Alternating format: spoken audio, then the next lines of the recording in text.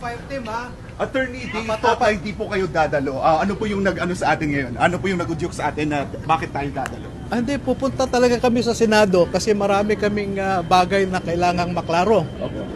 Kasi mamaya, pupunta muna ako kay Senator kung sino dyan, Opo.